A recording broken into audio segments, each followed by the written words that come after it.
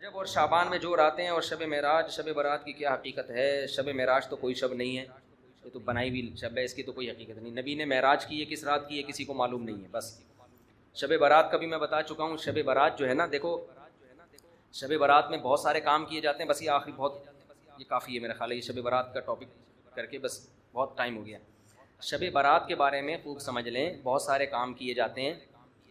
اس رات کے بارے میں یہ کہا جاتا ہے عبادت کی فضیلت ہے، ایک بات یہ ہو گئی۔ دوسری بات یہ بتائی جاتی ہے کہ اس رات قبرستان جانا چاہیے۔ تیسری بات یہ بتائی جاتی ہے اس رات تقدیر کے فیصلے ہوتے ہیں۔ چوتھی بات یہ بتائی جاتی ہے اس رات قرآن نازل ہوا ہے۔ پانچویں بات یہ بتائی جاتی ہے کہ اس رات میں پٹاخے وٹاخے، یا چھٹی یہ کہ نہانا دھونا چاہیے۔ ساتویں یہ کہ کوئی میٹھا میٹھا کھانا چاہیے، کھلانا چاہیے، برکت ہوتی ہے جس میں۔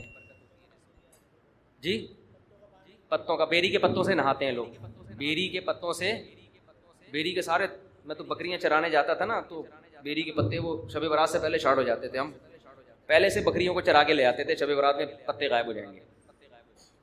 تو ان میں صرف ایک عبادت ایسی ہے جس میں اختلاف ہے۔ جمہور حضرات اس کے قائل ہیں کہ شب برات کی رات میں عبادت کا ثواب دوسری راتوں سے زیادہ ملتا ہے، اور بعض اس کے قائل ہیں کہ عبادت کی بھی کوئی فضیلت نہیں ہے سرے سے۔ دونوں کے دلائل ہیں۔ میں نے اس بارے میں آڈیو بیان ایک ریکارڈ کروایا ہے، آپ گوگل پہ سرچ کر سکتے ہیں، شب برات مفتی طارق مسعود، شب برات کے دلائل، آڈیو بیان ہے۔ اس میں شب برات سے متعلق جتنی حدیثیں ہیں، ایک ایک حدیث کی سند پڑھ کے سنائی ہے ہم نے، ایک ایک حدیث کی سند۔ تو اس میں کوئی ایک حدیث بھی صحیح نہیں ہے۔ ہاں یہ ضرور ہے کہ شب برات کی رات کی عبادت پہ کئی ضعیف حدیثیں ہیں، تو اس لیے محدثین کا اصول ہے کہ جب بہت ساری ضعیف حدیثیں جمع ہوتی ہیں تو درجہ حسن تک پہنچ جاتی ہیں۔ اس لیے جمہور اس کے قائل ہیں کہ اس رات عبادت کرنی چاہیے، دوسری راتوں سے اس رات عبادت کا ثواب زیادہ ہے۔ تو کرنے کا کام صرف اور صرف اور صرف عبادت ہے بس۔ قبرستان کے بارے میں حدیث صحیح نہیں ہے، اگر فرض کر لو ہے صحیح، تو پوری زندگی نبی ایک بار قبرستان گئے ہیں اور آپ ہر سال جاتے ہو۔ پھر نبی اکیلے گئے ہیں چپکے سے رات کے اندھیرے میں، آپ جتھے بنا کے جاتے ہو، اور اندھیرے نہیں، وہاں لائٹنگ ہوتی ہے، تو یہ سنت تھوڑی ہے، تو خلاف سنت ہو گیا نا۔ پھر صحابہ میں سے کسی سے بھی ثابت نہیں ہے کہ زندگی میں اس رات میں ایک بار بھی قبرستان گئے ہوں، ایک بار بھی قبرستان گئے ہوں۔ تو یہ کیسی سنت ہے جس پر صحابہ نے عمل نہیں کیا؟ نہانا دھونا کسی حدیث سے ثابت نہیں ہے، حلوے مانڈے پٹاخے کسی حدیث سے ثابت نہیں ہے۔ قرآن میں صاف طور پر ہے انا انزلناہ فی لیلۃ القدر، ہم نے قرآن نازل کیا ہے کس میں؟ لیلۃ القدر میں، رمضان کی آخری عشرے میں۔ فیہا یفرق کل امر حکیم، سارے تقدیر کے سال بھر کے فیصلے اس شب قدر میں ہوتے ہیں۔ تو اتنی واضح قرآن کی آیتیں موجود ہیں، تو شب برات کے بارے میں ایسی روایتیں موجود نہیں ہیں، سمجھتے ہو؟ اس لیے بعض ائمہ اس کے قائل ہے کہ بعض رافضیوں نے، بعض لوگوں نے لیلۃ القدر جو ہے نا رمضان کے آخری عشرے میں ہوتی ہے، اس رات کی ویلیو کو گھٹانے کے لیے اس کی اہمیت بڑھائی ہے، تاکہ اس رات کی ویلیو کیا ہو جائے؟ کم ہو جائے۔ تو اس کے مقابلے میں اس رات کو لا کے کھڑا کر دیا۔ جو سارے فضائل لیلۃ القدر کے تھے وہ کہاں چسپا کر دیے؟ 15 شعبان۔ قرآن کہہ رہے ہیں واضح طور پہ ہم نے لیلۃ القدر میں قرآن نازل کیا۔ شب برات والے کیا کہتے ہیں؟ 15 شعبان کو نازل کیا، وہ کہتے ہیں اس میں بھی کیا، اس میں بھی کیا، پھر تعویلات کی جاتی ہیں۔ لیکن ایک بات قرآن اتنے واضح انداز میں بیان کر رہے ہیں، تو جو فضیلت جس رات کو حاصل ہے وہ اسی رات کو دینی چاہیے۔ تو 15 شعبان کو صرف اتنا اگر کرنا ہے تو صرف انفرادی طور پر عبادت کی جائے، اس کا بھی کوئی مخصوص طریقہ نہیں ہے۔ تو باقی یہ قبرستان والی جانے والی بات بھی کمزور ہے، اور اس رات میں فیصلوں والی اور حلوے مانڈے اور تہوار تو رات کو اسلام میں ہوتے ہی نہیں ہیں۔ اسلامی تہوار تو دن میں ہوتے ہیں، خوشی دن میں منائی جاتی ہے۔ اسلام میں راتیں عبادت یا نیند کی ہیں، خوشیوں کی راتیں نہیں ہوتی، چراغا نہیں ہوتا۔ عید الفطر دن میں ہے نا، عید الاضحیٰ بھی کب ہے؟ دن میں ہے۔ جمعے کی نماز بھی کب ہے؟ دن میں ہے، جس میں کراؤڈ ہوتا ہے، جس میں نہا دھو کے ہم آتے ہیں، ساری دن کی اعمال ہیں، یہ رات کے نہیں ہے۔ رات سونے کے لیے، آرام کرنے کے لیے یا عبادت کرنے کے لیے۔ سمجھتے ہو کہ نہیں سمجھتے؟ صلاۃ و تسبیح کی جماعت بھی بدعت ہے، پڑھنی ہے انفرادی طور پہ پڑھیں، ٹھیک ہے؟ جماعت صلاۃ و تسبیح کی جائز نہیں ہے۔ تو یہ اور پتہ نہیں کیا کیا لوگ کر رہے ہیں شب برات میں، انٹرٹینمنٹ کا ذریعہ بنایا ہوا ہے، تفریح۔ ایک ایک قانون اسلام کا اٹھا کے دیکھو آپ، ایک ایک قانون، طہارت کا نظام دیکھ لو، وراثت کا نظام دیکھ لو، خرید و فروخت کا نظام دیکھ لو، ہر چیز میں اسلام نے آلٹرنیٹ پیش کیا ہے۔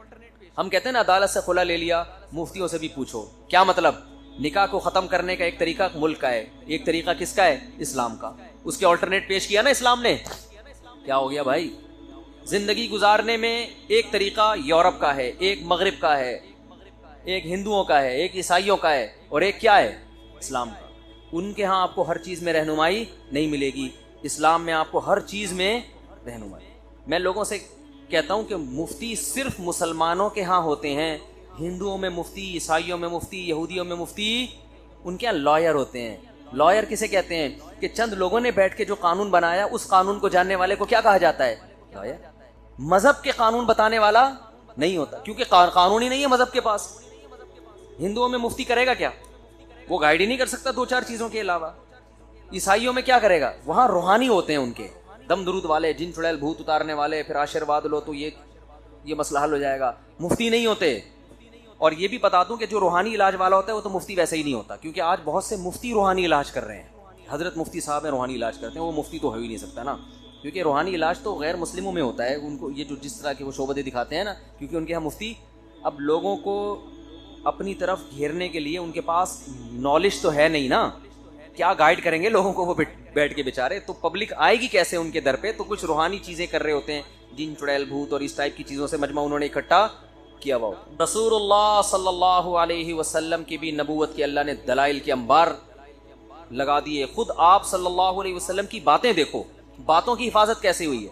میں اکثر ایک حدیث لوگوں کو بیان کرتا ہوں کہ ہم جب نبی کے بارے میں یہ تبصرہ کرتے ہیں کہ نبی کے دو دانتوں کے درمیان میں خلا تھا, یہ کہتے ہیں کہ نہیں کہتے؟ یعنی نبی صلی اللہ علیہ وسلم کی سیرت کو, آپ کی زندگی کو کیسے محفوظ کیا گیا ہے, کیونکہ اللہ کی حجت ہے نا لوگوں پر. آپ کی زبان سے جو لفظ نکلے گا اگر آپ نے اس کو فالو نہیں کیا تو اللہ کہتا ہے پھر یہ کس کو ناراض کر رہے ہو؟ مجھے, کیونکہ یہ میرا حکم ہے, یہ ان کا حکم نہیں ہے. تو پھر اللہ کے ذمے تھا کہ ان کی تعلیمات کی حفاظت بہت خاندانی طریقے سے ہونی چاہیے, کیونکہ اللہ کا دعویٰ ہے کہ ان کے بعد کوئی نبی, کیا خیال ہے بھائی؟ نبی بھی نہیں آئے گا. جب نبی بھی نہیں آئے گا ان کے بعد کوئی, اور یہی آخری نبی ہیں, ساری دنیا نے انہی کو فالو کرنا ہے, تو بھائی ان کی اور اس زمانے میں کیسٹیں بھی نہیں تھیں, ویڈیوز بھی نہیں تھیں, کیا آپ کی پوری صورت ویڈیو کی شکل میں محفوظ کر لی جاتی آپ کی پوری سیرت؟ تو پھر اے اللہ کوئی ایسا خاندانی طریقہ ہونا چاہیے ان کی باتوں کی حفاظت کا کہ کوئی غیر مسلم جب اسلام میں آئے تو وہ جب پیغمبر کے احکامات سنے تو اس کو یہ یقین ہونا چاہیے کہ یہ واقعی پیغمبر کی زبان سے نکلے ہوئے الفاظ ہیں. ایسا نہیں ہے کہ مولانا لوگوں نے اپنی طرف سے ان کی طرف نسبت کر دی ہے. اور پتہ کیسے چلے گا یہ والے مولانا صحیح کہہ رہے ہیں کہ وہ والے؟ کیا خیال ہے بھائی؟ بھائی ایک مولانا کہہ رہے ہیں نبی نے یہ فرمایا, دوسرے والے کہہ رہے ہیں یہ نہیں فرمایا بلکہ یہ فرمایا, تو ہمارے پاس کرائٹیریا کیا ہوگا؟ ایسا خاندانی طریقے سے حفاظت کی گئی ہے کہ آپ 1400 سال پہلے کی کسی شخصیت کو اٹھا کے دیکھیں, آپ کو ایک لفظ کے بارے میں بھی یقین سے نہیں کہہ سکتے کہ یہ انہوں نے ہی کہا ہے, مگر محمد صلی اللہ علیہ وسلم کی زبان سے جو الفاظ محفوظ کیے گئے ہیں جن کا ہماری شریعت سے تعلق ہے ان کے بارے میں پورا تبصرہ آپ تسلی کے ساتھ, دلائل کے ساتھ کر سکتے ہو. اکثر میں اس موقع پہ ایک حدیث سناتا ہوں. امام ترمذی نے صرف اتنی سی بات نقل کی ہے کہ نبی صلی اللہ علیہ وسلم کے دو دانتوں کے درمیان میں گیپ تھا, حالانکہ اس کا شریعت سے کوئی تعلق بولو نہیں. لیکن بھائی یہ کس کی بات بیان ہو رہی ہے؟ اللہ کے سفیر. اگر گیپ نہیں تھا اور امام ترمذی کہتے تھا تو یہ جھوٹ کس پر باندھا جا رہا ہے؟ نبی پر. اگر تھا اور کہتے کہ نہیں تھا تو یہ بھی جھوٹ ہو جائے گا کہ نہیں ہو جائے گا؟ تو اس اتنی سی بات کی حفاظت امام ترمذی پوری سند لے کر آ رہے ہیں. حدثنا عبداللہ ابن عبد الرحمن, کہہ رہے ہیں مجھ سے بیان کی عبداللہ ابن عبد الرحمن. حدثنا عبد العزیز ابن ابی ثابت الزہری, وہ کہتے ہیں مجھ سے بیان کی عبد العزیز ابن ابی ثابت جو زہری ہیں انہوں نے, وہ کہتے ہیں حدثنا ابراہیم بن المنذر قال حدثنا عبد الله بن عبد الرحمن قال حدثنا ابراہیم بن المنذر قال حدثنا عبد العزيز بن ابي ثابت الزهري قال حدثنا اسماعیل بن ابراہیم ابن اخی موسیٰ بن عقبہ. ابراہیم نے اسماعیل نے بیان کیا جو موسیٰ ابن عقبہ کے بھتیجے ہیں. قال حدثنا موسیٰ بن عقبہ, میرے چچا موسیٰ ابن عقبہ نے بیان کیا. قال حدثني قریب, وہ کہتے ہیں مجھ سے قریب نے بیان کیا. وہ کہتے ہیں مجھ سے عبداللہ بن عباس نے بیان کیا. وہ کہتے ہیں میں نے نبی صلی اللہ علیہ وسلم کو دیکھا کہ آپ کے دونوں دانتوں کے درمیان میں خلا. ایک چیز کی سند چل رہی ہے.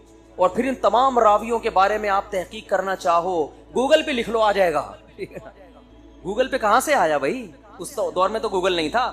کتابوں میں محدثین نے ایسا محفوظ کیا ہے کہ گوگل پہ ایک کتاب کا حوالہ نہیں درجنوں کتابوں کا حوالہ آئے گا کہ امام ترمذی جس عبداللہ بن عبد الرحمن سے نقل کر رہے ہیں وہ کہاں پیدا ہوئے، کن علماء سے انہوں نے علم حاصل کیا، ان کے بارے میں اس زمانے کے لوگوں کا تبصرہ کیا ہے. پھر وہ جو ابراہیم ابن منذر سے بیان کر رہے ہیں وہ کہاں پیدا ہوئے، ان دونوں کی ملاقات بھی ہوئی ہے کہ نہیں ہوئی ہے. بعض دفعہ آپ بیان کرتے ہو کہ میرے پردادا نے بتایا، حالانکہ پردادا اور آپ کی ملاقات کا تصور بھی جب آپ پیدا ہوئے تھے، جب آپ کے ابا اماں کی شادی بھی نہیں ہوئی تھی، جب آپ کے پردادا کا انتقال ہو گیا تھا. محدثین میں ایسا نہیں ہوتا بھائی، دونوں کا زمانہ کیا ہے، قریب، ملاقات ممکن ہے ان کی. تو یہ بحث ہوتی ہے. تو اتنی باتوں کی حفاظت یہ صرف کس کی ہوئی ہے، محمد صلی اللہ علیہ وسلم. اور سیرت ایسی بے داغ کہ غیر مسلم بھی، جو آپ غیر مسلموں کے اعتراضات پڑھیں نا جو نبی پر کیے ہیں، سوچتے سوچتے انسان کہتا ہے کہ ان معترضین کو کوئی بھی نبی کی شخصیت پر اعتراض کرنے کا ملا نہیں. ابھی ایک ہندو کا میں نے کلپ سنا، وہ نبی صلی اللہ علیہ وسلم پر اعتراض کر رہا تھا کہ انہوں نے 25 سال کی عمر میں جو 40 سالہ بیوہ سے شادی کی ہے نا، وہ مالدار تھی تو معاذ اللہ پیسوں کی لالچ میں کی ہے. یعنی معاذ اللہ نقل کفر، پیسوں کی اتنی لالچ تھی کہ عمر بھی نہیں دیکھی خاتون کی اور بیوہ سے بولو شادی کر. اس کا کتنا آسان جواب ہے کہ پھر تو آپ کی زندگی بڑی ٹھاٹ بھاٹ ہونی چاہیے تھی. جو پیسوں کی لالچ میں کوئی کام کرتا ہے تو پیسہ رکھتا بھی ہے نا، وہ کیا خیال ہے، اس کا تو بڑا بنگلہ ہوتا ہے، اس کے تو ٹھاٹ بھاٹ شاہانہ زندگی. ادھر حالت کیا ہے، گھر میں آ رہے ہیں کھانے کو روٹی نہیں ہے. جو تعریف کی چیز تھی کہ 25 سال میں ہو کے بھی خواہش نفسانیہ سے ذرہ برابر مغلوب نہیں ہے، بیوہ سے نکاح کر رہے ہیں، جو تعریف کی عقل استعمال کرے گا تو کہے گا یہی نبوت کی دلیل ہے. لیکن جو بے عقل ہوگا وہ اچھی چیزوں میں بھی عیب تلاش کرتا رہتا ہے. یبغونہا عوجا، قرآن کہتا ہے کہ یہ غیر مسلم قرآن میں کجی تلاش کرتے رہتے ہیں. کجی کا مطلب اتنی پیاری کتاب ہے، ایسی خوبصورت تعلیمات ہیں، مگر یہ اس میں کیا تلاش کرتے ہیں. تو جس کا کام ہی ہو نا عیب تلاش کرنا ہے، اس کو تو عیب ہی نظر آئیں گے، وہ چشمہ ہی اس نے غلط پہنا ہوا ہے. لیکن جو سلیم الفطرہ انسان ہے اسے نبی کی سیرت بھی بے داغ، قرآن بھی بے داغ نظر آئے گا. قرآن بے داغ نظر آئے گا. ایک ملحد نے بڑے اعتراض کیے، میں تو ان کے اعتراضات دیکھتا رہتا ہوں، آج تک کوئی ایک اعتراض ایسا نہیں ہے جسے سن کے ہمارے ایمان میں الٹا اضافہ نہ ہوا ہو کہ یار ان کو یہ ملا ہے. ٹھیک ہے نا. ایک ملحد ہے بڑا مشہور، وہ اسلام کے شادیوں پہ بڑا اعتراض کرتا ہے. ابھی میں شادیوں میں بیان نہیں کروں گا. وہ کہہ رہا ہے عیاشی سکھائی، عیاشی. ویسے کہتے ہیں بد نظری بھی غلط، زنا بھی غلط، اور ایک طرف کیا ہے، عیاشی سکھائی جا رہی ہے. عیاشی کہ اتنی شادیاں ہوتی ہیں ان کے یہاں. تھوڑی سی کھوپڑی استعمال کرو تو انسان کہتا ہے کہ مرد اور عورت پیدا کس کے لیے ہوئے ہیں، ایک دوسرے کے لیے ہوئے ہیں نا، دوسرے سے دور رہنے کے لیے تھوڑی ہوئے ہیں. یہ تو اسلام کا حسن ہے کہ جو جس کے لیے پیدا ہوئے ہیں وہی کام کا حکم دے رہا ہے. نہیں آئی بات سمجھ میں؟ یہ تو پیدا ایک دوسرے کے لیے ہوئے ہیں. آپ نہیں کرو گے تو نہ ان کو رشتہ ملے گا، نہ آپ کو. سڑیں گے دونوں، ایک دوسری زندگی گزاریں گے، عذاب میں زندگی گزرے گی. اسلام میں تو بالکل نیچر کے مطابق بھائی جس کے لیے مرد اور عورت ایک دوسرے کے لیے پیدا ہوئے ہیں تو کرو گے تو ایک دوسرے کے لیے زندگی گزرے گی نا. نکاح کرو گے تو، نہیں کرو گے تو سڑتے رہو. جیسے آج کل ہو رہا ہے، مرد بھی سڑ رہا ہے بیٹھ کے اور لڑکیاں بھی سڑ رہی ہیں، شادیاں ہی نہیں ہو رہی ہوں. تو کرے گا تو ہوگی نا شادی. تو جو اسلام کی خوبیاں ہیں ان کو توڑ موڑ کے کیا بنا کے پیش کرتے ہیں، بولو نا، خامیاں. ہر اعتراض میں ایسا ہی ہے. میں تو ان کے جو اعتراض سنتا ہوں نا الحمدللہ، اسی میں جب یہ کہتے ہیں امی عائشہ اتنی کم عمر کی لڑکی سے محمد صلی اللہ علیہ وسلم نے نکاح کیا، یہ بہت زیادہ اعتراض کیا جاتا ہے. معاذ اللہ نقل کفر، یہ بھی عیاشی ہے. خوبی یہ ہے کہ 50 سال کی عمر میں ایک 9 سالہ لڑکی سے نکاح کیا، مگر اس لڑکی کو کیسا عشق ہوا ہے اپنے شوہر سے. آج عمر میں اتنا فرق ہو، اس کے بعد کوئی عورت اپنے شوہر سے ایسا عشق جیسی محبت کرے گی جیسی امی عائشہ نے نبی سے کی ہے. یہ محمد صلی اللہ علیہ وسلم کی کوالٹی تھی کہ اتنی کم عمر لڑکی سے نکاح کر کے ان کے لیول پہ آ کے ان سے مزاح کیا آپ نے، ان کے لیول پہ آ کے ان سے ڈیلنگ کی ہے، اور اتنی کم عمر سے نکاح کر کے بہترین کامیاب ازدواجی زندگی گزار کے دکھائی ہے. آج تو میچنگ کی شادیاں ناکام ہو رہی ہیں، اور یہ بظاہر جو میچنگ کی نہیں تھی، بظاہر جو میچنگ کی نہیں تھی، اس کو ایسا کامیاب کر کے بتایا ہے کہ آپ تو یہ اعتراض کر رہے ہو امی عائشہ پر کہ اتنی بڑی عمر کے آدمی نے معاذ اللہ آپ سے شادی کر لی. وہ کہیں گی بھائی یہ میرے اوپر احسان کیا ہے، اس سے بہترین رشتہ میرے لیے زندگی میں کوئی ہو نہیں سکتا. ان کو تو اختیار دیا جا رہا ہے، نبی نے بعد میں اختیار دیا، بھائی میرے تو یہ گھر میں فاقے پڑیں گے. جتنی زوجات ہیں نا، نبی نے سب کو بٹھا کے کہا کہ جب گھر میں فاقے آنا شروع ہوئے نا، امہات المومنین نے کہا بھائی یہ کیا مسئلہ ہے بھائی کھانا پینا کیا ہو رہا ہے, یہ تو بہت مسئلہ ہو رہا ہے.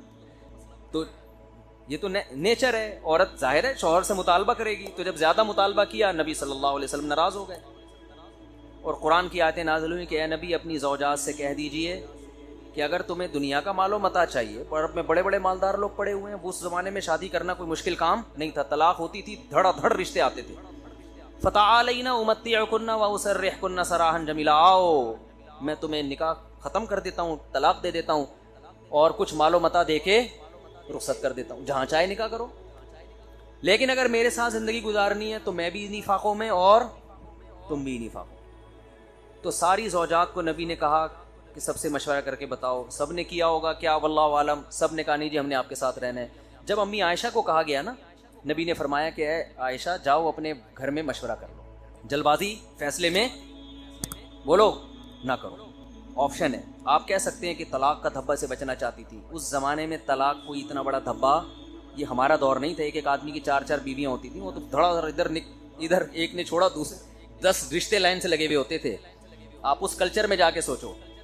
تو امی عائشہ نے جواب میں یہ نہیں فرمایا کہ میری تو شادی غلط ہوئی تھی, میں تو اس لیے ابھی تک پریشان تھی, آپ کی عمر 49 سال تھی, میں 9 سال کی تھی, تو یہ تو غامدی کو تعویلات کرنی پڑ رہی ہیں کہ نہیں جی 9 نہیں بلکہ بخاری کی حدیث کا انکار کر رہا ہے کہ نہیں جی 16 سال تھی. ٹھیک ہے نا, یہ تو معاذ اللہ نقل کفر, اتنی غلط شادی ہوئی تھی کہ بعد میں غامدی صاحب کو بھی بخاری کی حدیث چھوڑنی پڑے گی اس بارے میں.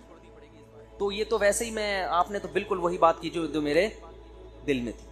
نا نا نا نا نا, نبی نے جب فرمایا نا کہ اب غربت بھی بہت ہے, تو یہ غربت آئندہ, بعض دفعہ عورت اس لیے گزارا کر رہی ہوتی ہے میرے میاں کے حالات بالکل ٹھیک نہیں ہیں, تو چلو شاید اللہ کل کچھ اچھا کر دے, ہے ایسا ہی ہے نا, کل کیا ہو جائے کچھ حالات اچھے. اس امید پہ خاتون, جیسے وہ ایک آدمی گیا نا نجومی کے پاس, نجومی ایسے پھینکو ہوتے ہیں, تو نجومی کے پاس گیا, کہنے لگا کہ بھائی ذرا ہاتھ دیکھ کے بتاؤ. اس نے ہاتھ دیکھ کے بتایا, اس نے کہا 10 سال تک تم غریب رہو گے.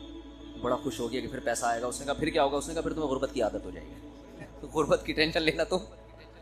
تو بعض عورتیں اپنے میاں, غریب میاں کو اس لیے برداشت کیا ہوا ہے شاید کل اللہ حالات درست کر دے.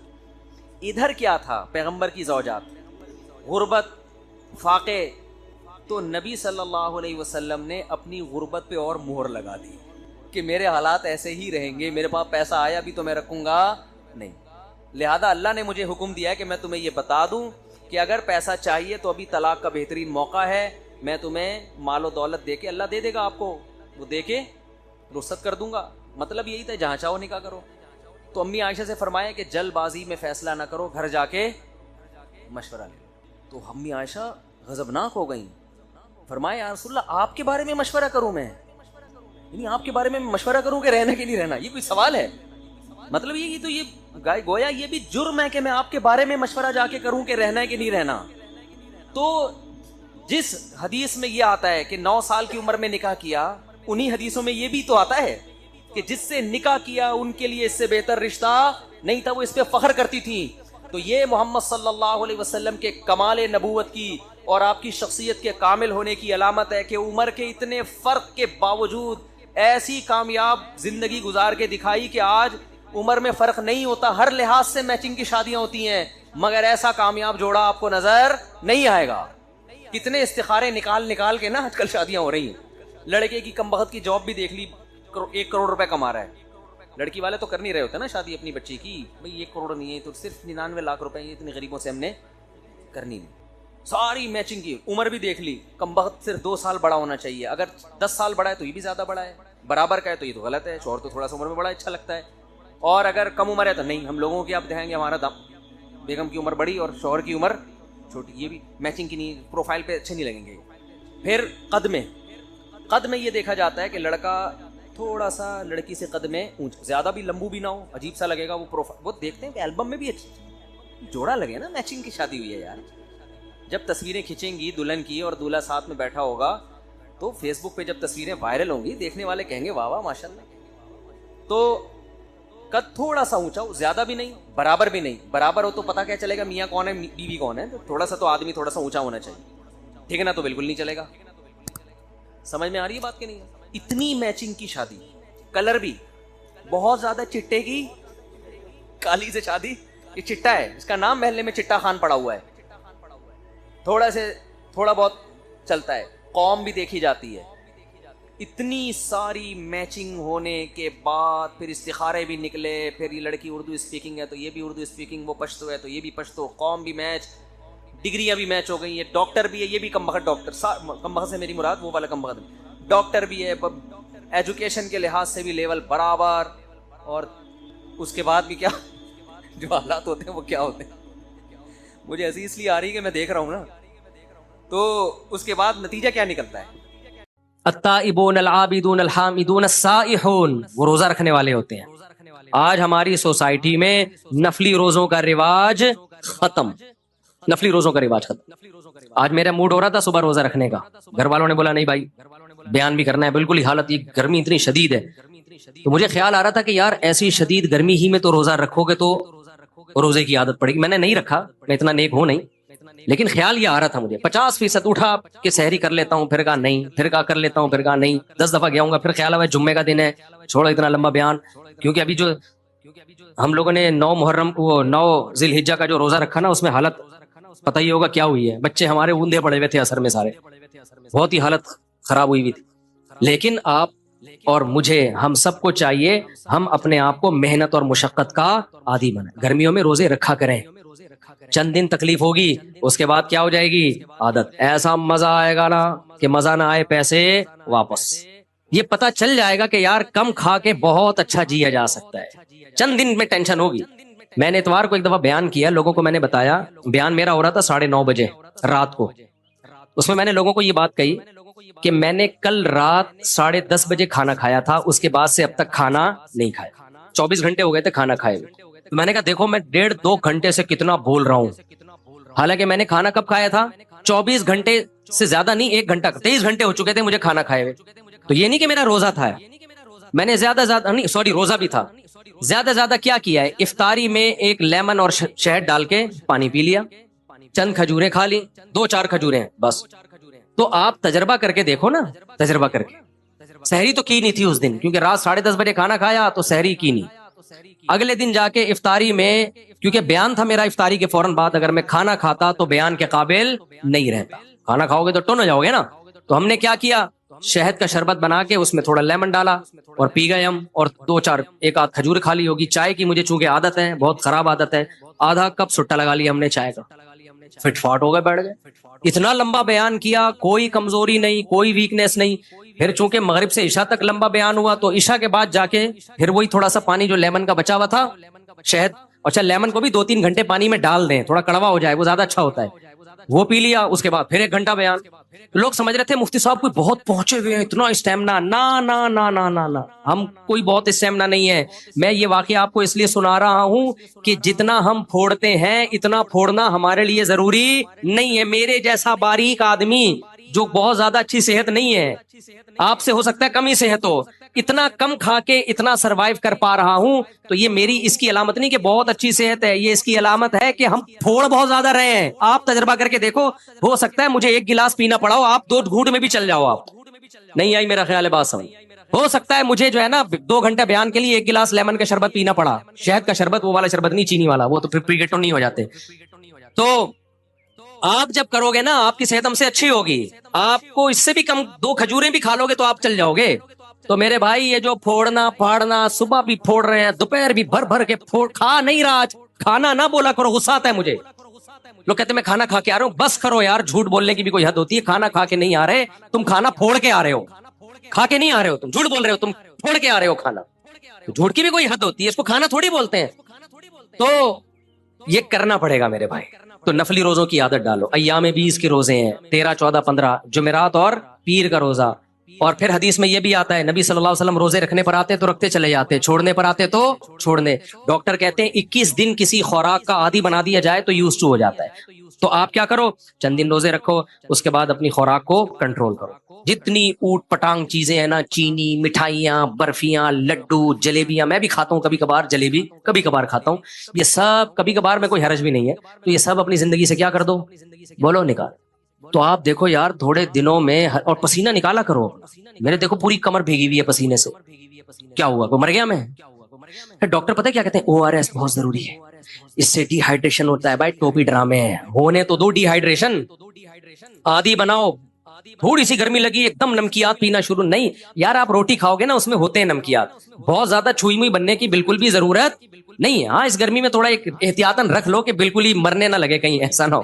تو اپنے آپ کو عادی بناؤ میرے بھائی. ہمارا مذہب تعیش پسندی ہمیں نہیں سکھاتا, ہمارا مذہب ہمیں کیا سکھاتا ہے؟ چستی سکھاتا ہے. اور وہ خوراک کو تبدیل کیے بغیر ممکن نہیں ہے. لڈو پھوڑنے مجھے مٹھائی کے ڈبے مت دیا کرو اللہ کا واسطہ, میں کھاتا نہیں ہوں. میں مٹھائی کا ڈبہ فوراً کیا کر دیتا ہوں؟ پارسل کر دیتا ہوں, اپنے دشمنوں کو کھلاتا ہوں. میں جس پہ مجھے غصہ ہوتا ہے میں کہتا ہوں اس کو کھلاؤ. ایسا, یہ میں مذاق کر رہا ہوں, ایسا نہ ہو کسی کو میں نے مٹھائی کھلائی ہو تو وہ بولے اچھا یار مفتی صاحب کو ہم سے دشمنی ہے. تو یہ ہمارے مذہب کا, اس سے آپ میں کنٹرول پیدا ہوگا. مسلمان پوری دنیا میں اسلام کو بدنام کر رہے کھا کھا کے. ہماری صحتیں انگریزوں سے اچھی ہونی چاہیے تھی کہ نہیں ہونی چاہیے تھی؟ تو نکاح ہوتا ہے, گھر وجود میں آتا ہے, اور اللہ نے بتایا کہ یہ جو تمہارے گھر میں آئی ہے اس سے تمہیں کیا ملے گا؟ سکون ملے گا. تو پتہ چلا یہ تو سارا پروسیس ہے کس کے لیے؟ سکون کے لیے بھائی. اور ہمارے ہاں زیادہ تر ٹینشنوں کے واقعات گھروں کے ہوتے ہیں. جن کے گھر نہیں ہیں وہ سکون سے ہیں, اور جن کے گھر ہیں وہ ڈپریشن کی گولیاں کھا رہے ہیں. تو اس کا مطلب معاشرے میں کوئی بہت ہی الٹا کام ہو رہا ہے جو بالکل فطرت سے ہٹ کر ہے. کیا ایسے یار, کیوں سمجھ میں کیوں نہیں آ رہا؟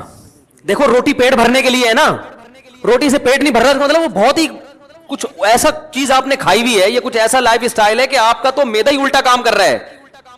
ارے کسی کمبخت کی پانی سے پیاس نہ بجھے, چلو کولڈ ڈرنک سے نہیں بجھ رہی پیاس, سمجھ میں آتا ہے یار کولڈ ڈرنک نہیں بجھ رہی, تو کولڈ ڈرنک تو اللہ نے پیدا تھوڑی کی ہے پیاس بجھانے کے لیے. کسی کی بجھتی ہے کسی کی نہیں. بعض لوگ کولڈ ڈرنک پیتے ہیں نہیں بجھتی, چائے سے نہیں بجھ رہی, سمجھ میں آتا ہے, دودھ سے نہیں بجھ رہی, پانی سے تو بجھنی چاہیے نا. کمبخت کی پانی سے پیاس نہیں بجھ رہی, اس کا مطلب باڈی میں تھوڑا بہت فالٹ نہیں ہے. میرے یہ سمجھانے سے بھی اگر سمجھ میں نہیں آ رہا تو تھوڑا بہت فالٹ نہیں ہے. اتنی اچھی مثال دے کے بھی اگر سمجھ میں نہیں آ رہا تو میرے بھائی جن کی نہیں آ رہا, یہاں تھوڑا سا فالٹ بہت بڑا فالٹ ہے, بہت بڑا فالٹ ہے. میں نے وہ بیان ریکارڈ کروایا تھا نا کہ عورتیں بچے پیدا کرنے سے صحت اچھی ہوتی ہے, خراب نہیں ہوتی. وہ پورا میں نے پورے ڈاکٹروں کی رپورٹیں بھی پیش کر دی جو نوبل پرائز ڈاکٹر ہیں یو کے کہ عورت کا حمل روکنے سے بیڑا غرق ہوتا ہے, موٹاپا آتا ہے. اس میں بھی میں نے یہی دلیل دی کہ جو چیز نیچر ہے وہ صحت کے لیے اچھی ہوتی ہے, خراب تھوڑی ہوتی ہے. وہ میں نے کل اپنا کلپ دیکھا, اس کے نیچے جو لوگوں نے الٹی سیدھی باتیں کی ہیں. ارے تم دلائل کو نہ سمجھنا چاہتے ہو نہ ماننا چاہتے ہو, تم انگریز کے پٹھو ہو, کمبختوں, تم ہلاتے رہو ساری زندگی. تمہارے اندر, آپ کو نہیں کہہ رہا جو اس نے کمنٹس کیے تو اس کو کہہ رہا ہوں, تمہارے اندر سوچنے سمجھنے کی صلاحیتیں ختم. تمہیں جو لائن پہ لگا دیا نا 2 بچے تو بس تم اسی پہ لگے رہو, برباد کر دو اپنی بیویوں کی صحت بھی, اپنی صحت بھی, اور اپنا خاندان بھی تباہ کر دو. بچے تو ہوتے ہی 2 کے بعد ہیں, گھر تو بنتا ہی 2 کے بعد, تو بچوں کی شروع ہوتے ہیں کہ جن کا ایک گیدرنگ ہوتی ہے, آپس میں کھیلتے ہیں, تو ایک لائن پہ لگا دیا, بس اسی پہ سب چلتے چلے جا رہے ہیں. تو گھر کس کے لیے بنایا اللہ نے؟ سکون کے لیے. ایک گھر میں سکون نہ ہو تو چلو بات سمجھ میں آتی ہے کہ بھائی کبھی کبھار ہزاروں میں کوئی ایک بیمار بھی پیدا ہو جاتا ہے نا. ہر گھر میں لڑائیاں, ہر گھر میں بے سکونی, لاکھوں میں ایک آدھ گھر ہوگا جس میں سکون ہوگا. بھائی کم بہت بھائی سے بات نہیں کر رہا, بہن بہن سے بات نہیں کر رہی, جٹھانیاں, نندوئی, ساسیں, وہ تو ایک مستقل ٹاپک ہے. باپ اور اولاد میں نہیں بن رہی, ماں بیٹی میں نہیں بن رہی, میاں بیوی میں نہیں بن رہی. تو اس کا مطلب ہے کہ معاشرے میں کوئی چھوٹا موٹا فالٹ نہیں ہے بھائی, یہ تو جانور پھر ہم سے اچھے ہیں. کیا خیال ہے بھائی جان؟ ہم سے اچھے جو پھر کبوتر نکلا, چڑے نکلے ہیں بھائی. ہمیں آفس میں سکون مل رہا ہے, گھر میں نہیں مل رہا. یہ تو بہت بڑا فالٹ آ رہا ہے معاشرے میں, اور یہ ان میں تو بہت ہی زیادہ ہے جن کی ہم تقلید کرتے ہیں. تبھی وہ تو کرتے ہی نہیں نا, 40 سال تک گھر بناتے ہی نہیں ہے کہ سکون سے زندگی گزرنے دو, 40 سال کے بعد دیکھیں گے. ان کو پتا ہے کہ اگر پہلے سے کر لیا تو عذاب میں آ جائیں گے. تو اس کا مطلب اس معاشرے میں ہم سے بھی زیادہ ٹیکنیکل فالٹ ہے, کوئی بہت بڑا فالٹ ہے. تو وہ فالٹ کیا ہے؟ کیا خیال ہے, سمجھنا چاہتے ہیں؟ بہت بڑا فالٹ ہے. اور ماہر نفسیات اکثر اس فالٹ کو ہائی لائٹ نہیں کرتے کیونکہ وہ خود اس فالٹ میں مبتلا ہوتے ہیں. الحمدللہ سمجھا پا رہا ہوں اپنی بات. یہ بات سمجھ میں نہیں آ رہی, یہ بھی میں چھوڑ رہا ہوں آہستہ آہستہ. سمجھ میں آ رہی ہے بات؟ وہ اکثر اس فالٹ میں مبتلا ہے. وہ کیا ہے فالٹ؟ کہ جب تک حقوق کا دائرہ کار متعین نہیں کیا جائے گا کبھی بھی اتحاد اور محبت پیدا نہیں ہو سکتی. اس کو ایک اور اسٹائل میں بیان کرتا ہوں. دوسرے اسٹائل میں. جب تک ظلم ختم نہیں ہوگا گھر میں محبت پیدا نہیں ہوگی, اور ظلم کو جب تک ڈیفائن نہیں کیا جائے گا کہ ظلم کی ڈیفینیشن کیا ہے, ظلم ختم ہو نہیں سکتا. نہیں آ رہی بات؟ جو مذہب کو فالو نہیں کرتے, خدا کی قسم لا الہ الا اللہ قیامت تک الٹے لٹک کے پی ایچ ڈی کر لیں نفسیات میں, وہ ظلم کی ڈیفینیشن بیان کر ہی نہیں سکتے کہ ظلم کہتے کسے ہیں. کیونکہ ظلم کہتے ہیں کسی کا حق ادا نہ کرنا. جب آپ کو پتہ ہی نہیں ہوگا اس کا حق ہے کیا, تو ادا نہ کرنا اور کرنا کیا کیا کیا ڈیفینیشن ہوگی, پتہ کیسے چلے گا کہ حق کی ادائیگی کیا ہے اور عدم ادائیگی کیا ہے. کیونکہ حق کی ادائیگی کس کا کس پر کتنا حق ہے, کیا حق ہے, وہ نہیں ادا کرے گا تو لڑائیاں ہوں گی نا. میں سمجھ رہا ہوں کہ اس کا مجھ پر حق ہے, وہ سمجھ رہا ہے کہ ہے ہی نہیں, تو کیسے معاملہ چلے گا؟ یہ فیصلہ کون کرے گا کہ یہ مطالبہ درست ہے یا غلط ہے؟ یا تو یہ اسلام بتائے گا. اسلام اگر نہیں بتاتا تو پھر پوری کائنات بیٹھ کے یہ ڈیفائن ہی نہیں کر سکتی کہ کس کے کس پر کیا حقوق ہے, اس میں اختلاف پیدا ہوگا. بعض دفعہ کلچر بتاتا ہے کہ کس کا کس پر کیا حق ہے, وہ کلچر غلط بتا رہا ہوتا ہے. ساری دنیا کہہ رہی ہے کلچر غلط ہے. دیکھو کلچر تو یہ کہتا ہے عورت کو چاہیے کہ جہیز لے کر آئے. کیا خیال ہے, کہتا ہے کہ نہیں کہتا؟ لیکن ساری دنیا کہتی ہے یہ کلچر غلط کہہ رہا ہے. انڈیا میں جہیز نہ لانے پر جلا دیا گیا بہوؤں کو, ایسے واقعات ہوئے, اس لیے کہ وہ کہہ رہے ہیں ظلم کیا, ہمارے جہیز کیوں نہیں لے کر آئی. ملکی قوانین بعض دفعہ بتاتے ہیں تو ملکی قوانین عاجز ہیں یہ بتانے سے کہ کس کا کیا حق ہے. آپ پوچھ لو جو لا ہے نا, آپ بولو بھائی یہ نہیں چاہیے, یہ نہیں چلے گا گھر میں. اختلاف اور لڑائی کو ختم کرنے کے لیے سب سے پہلا اصول یہ ہے کہ آپ کو یہ پتا ہونا چاہیے, باپ کو یہ پتا ہونا چاہیے کہ بیٹے کے اوپر میرے کتنے حقوق ہیں. میں اس حد تک بیٹے کو اپنا پابند بنا سکتا ہوں, اس سے آگے مجھے اللہ نے حق نہیں دیا, اس سے آگے یہ خدا نے میرے بھی اختیارات سلب کر لیے ہیں. شوہر کو پتا ہونا چاہیے بیوی کو میں اس حد تک اپنا پابند بنا سکتا ہوں, اس سے آگے کام میں اس سے بولو بھائی نہیں لے سکتا, یہ میرا رائٹ ہی نہیں ہے. عورت کو پتا ہونا چاہیے اس حد تک شوہر سے مطالبات منوا سکتی ہوں, اس سے آگے اللہ نے باؤنڈری کھینچی ہوئی ہے, مجھے آگے جانے کی اجازت نہیں ہے. ساس کو پتا ہونا چاہیے اس حد تک بہو میری خدمت کرنا اخلاقی ذمہ داری ہے. وہ بھی یہ پتا ہونا اخلاقی ہے یا قانونی, یہ بھی پتا ہونا چاہیے. کچھ چیزیں اخلاقی ہوتی ہیں, قانونی نہیں ہوتی. اخلاق کا دائرہ کار اخلاق کی حد تک ہی ہوتا ہے. ارے پڑوسیوں کی کو پوچھنا اخلاقی ذمہ داری ہے نا, آپ نہیں پوچھ رہے تو کیا وہ کیس کر سکتا ہے آپ کے خلاف؟ بھائی حدیث میں آتا ہے کہ وہ شخص مومن نہیں ہے جو خود پیٹ بھر کے کھائے پڑوسی بھوکا سوئے. لیکن آپ پیٹ بھر کے کھا رہے ہو, پڑوسی بھوکا سو رہا ہے, گناہ ملے گا قیامت میں. لیکن اس بیس پہ پڑوسی آپ کے خلاف کیس نہیں کر سکتا, لڑ نہیں سکتا آپ سے. وہ حدیث میں تو آتا ہے تو پیٹ بھر کے کھا رہا ہے اور جو ہے نا میں بھوکا ہوں, اب گریبان پکڑ لیا, تو یہاں ظالم کون ہوگا؟ وہ پڑوسی ہوگا. بھائی اخلاقی ذمہ داری ہے کہ آپ پیٹ بھر کے کھا رہے ہو, لیکن آپ کی ہے, اس کی نہیں ہے, وہ نہیں مطالبہ کر سکتا. کچھ چیزیں اخلاقی ہیں, لیکن ہمارے ہاں کس کا کیا حق ہے یہ یونیورسٹیوں میں نہیں پڑھایا جاتا. ماہر نفسیات کو پتہ ہی نہیں ہوتا کہ حق کیا ہے, تو بیچارہ گائیڈ کیسے کرے گا؟ ہائے ہائے کیسے سمجھائیں. ماہر نفسیات بیچاروں کو پڑھا ہی نہیں ہوتا. اسلام پڑھیں گے تو پتا چلے گا نا. انہیں تو گورے کو پڑھا ہے, گورے کو خود نہیں پتا, وہ اپنے گھروں میں سکون پیدا کر لیا. یہ نفسیات پڑھ کر آ رہے ہیں جرمنی کی یونیورسٹیوں میں, اور وہاں سے سیکھ رہے ہیں کہ گھروں میں جوڑ کیسے پیدا ہو. جنہوں نے ان کو پڑھایا اس پروفیسر سے پوچھو کہ تمہارے گھر میں جوڑ ہے, وہ کہے گا میرا تو گھر ہی نہیں ہے, اور اس لیے نہیں ہے مجھے پتا تھا گھر ہوگا تو پھٹے ہوں گے. تو ہم نے کہا ابھی 55 سال میں کریں گے شادی. وہ تمہیں بتائے گا گھروں میں جوڑ کیسے پیدا ہو. یار کیا تو رینجرز کا کیس ہے بھائی, خطرناک کیس بنانے والا ہوں آپ کے خلاف. سارے مسائل یہاں سے کھڑے ہو رہے ہیں, گھروں میں جھگڑے لڑائی, دفتروں میں. بھائی آپ کو پتہ ہی نہیں ہے کہ میں کہاں تک جا سکتا ہوں. دیکھو فوج میں پھٹے کم ہوتے ہیں, پولیس میں بھی, تھانے میں پھٹے کم ہوتے ہیں. وجہ اس کی یہ کہ ایک رنگ روٹ کو پتا ہے کہ آفیسر کی بات میں نے ماننی ہے, کن باتوں کو ماننا ہے اور کون سی بات ایسی ہے جو میرے اوپر لازم نہیں ہے.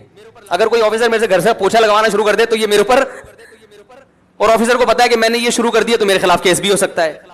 تو پھٹوں کا ریشو فوج میں پولیس میں سب سے کم ہے, قانون ہے, ان کو لکھا ہوا ہے کہ یہ ذمہ داری ہے.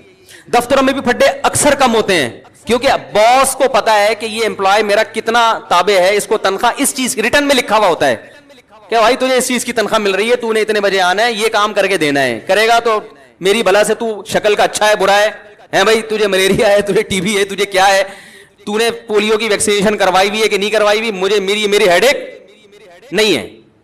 یہی ہوتا ہے نا بھائی, یہ کام ہے, یہ کر کے دو گے تو تنخواہ ملے گی, نہیں تو پتلی گلی سے نکلو. اس لیے وہاں بھی پھڈوں کا ریشو کیا ہے, وہاں پھڈے ہوتے ہیں غیبتوں کی وجہ سے. وہ باس, وہ دیکھو وہ چمچا بنا ہوا ہے, اس کو تنخواہ بڑھا دی ہم کیونکہ ایمانداری سے کام کر رہے ہیں, ہمارے تنخواہ نہیں بڑھ رہی. یہ اتنے اور بھی باتوں کی حد تک ہوتا ہے. ایسا نہیں ہوتا کمپنی بند ہو جائے پھڈوں کی وجہ سے, صرف باتیں کریں گے. وہ تو شوق ہے مسلمانوں کو باتیں کرنے کا, کیونکہ کام تو ہوتا ہے گورنمنٹ کے اداروں میں ہی زیادہ ہوتا ہے نا, کیونکہ وہاں تو کام ہی نہیں ہوتا, تو باتیں کر کے ٹائم پاس کرنا ہوتا ہے. لیکن گھروں کے جو پھڈے ہوتے ہیں وہ خطرناک, چاقو نکل آتے ہیں, چھریاں نکل آتی ہیں, 2 سال تک بھائی سے بات ہی نہیں کر رہا, طلاقیں ہو جاتی ہیں, بچے رول جاتے ہیں, ڈپریشن میں چلے جاتے ہیں. ہم نے نہیں دیکھا کوئی باس کی وجہ سے ڈپریشن میں گیا ہو. ایسے میاں بہت دیکھے ہیں جو بیوی کی وجہ سے, عورتیں شوہر کی وجہ سے, بہویں ساس کی وجہ سے, ساس اپنی ساس کی وجہ سے. آپ کہنے والے تھے ساس بہو کی وجہ سے, اب تک ایسی رپورٹ آئی نہیں ہے. وہ چھوڑیں بھی زیادہ, تو خود سمجھدار ہیں آپ لوگ. وہ ساس بھی ڈپریشن میں آتی ہے, لیکن وہ کس کی وجہ سے, اپنی ساس نے اس کو ڈپریشن کا مریض بنا کے دنیا سے گئی ہوتی ہے, تو وہ آگے پارسل کر رہی ہوتی ہے یہ امانت بہو کی طرف, کہ مجھے جو وراثت میں ڈپریشن ملی تھی وہ میں پوری کہاں ٹرانسفر کر رہی ہوں, بہو کو. اب جب جھگڑے ہوتے ہیں ساس بہو کے بہت, ہم کہتے ہیں بھائی الگ کرو,